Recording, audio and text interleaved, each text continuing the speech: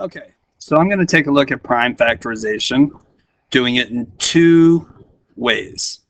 One way is going to be using a factor tree, and the second way is going to be using subsequent division. They both work, but it's really more a matter of which way you prefer. Let's start with our factor trees. So I'm going to look at, when I do any prime factorization, one of the first things though that I want to do is, I do want to think about what my prime numbers are. So I always make a list of those.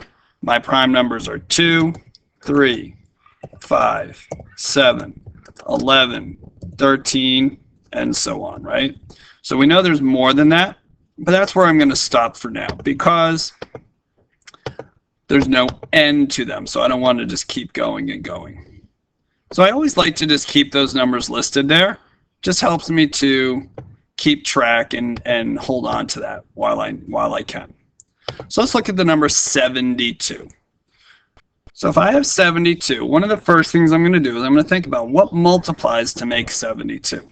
Well, I know 8 times 9 is 72. Now, neither 8 nor 9 is actually a prime number, so I'm going to keep going. 8 is 2 times 4. Now I have one prime number, but 4 is not prime. I also know 9 is 3 times 3. Now both of those are prime. So far I have 2 times 4 times 3 times 3. Now what I'm going to see is, I'm going to have to separate out my 4. 2 times 2. So now I have all prime numbers. 2, 2, 2, 3, and 3.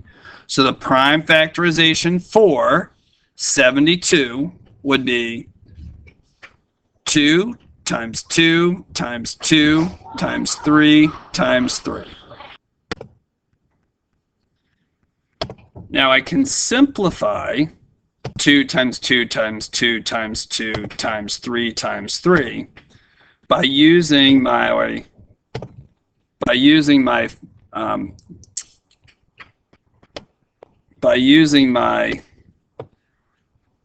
powers. So that's 2 to the third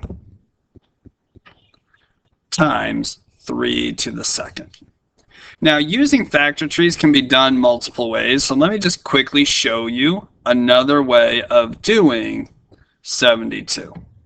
Now, what I sometimes like to do is I sometimes like to think about my prime numbers. And I see 2, 3, 5, 7, 11, and so on. So I might want to do something with that. So I know I can divide 2 into 72. Well, 2 times 36 is 72. Now I already have a prime number. Then I look at 36. It's even. 2 times 18. I have another prime number. 18 is 2 times 9. I have another prime number. And then I'm going to end up with 3 times 3. And now I have all of my prime numbers. So it's the same thing though. 2 times 2 times 2 times 3 times 3. That's using factor trees. Now let's look at our other strategy for solving prime factorization. And that is to use something called subsequent division. Now when I do subsequent division, what I want to do is I'm going to use my prime numbers again. Only now what I'm going to do when I write it down, put my 84 here. This time I'm going to do 84. I'm going to kind of do an upside down division. Now I usually with subsequent division try to go in order. 2, then 3, then 5, then 7. But like our factor trees, we could do it another way. So I'm going to start with 2. It's an even number. 2 goes into 84 42 times. So now I'm going to divide again. 2 goes into 42 21 times. And I'm going to keep doing this until I get an answer of 1.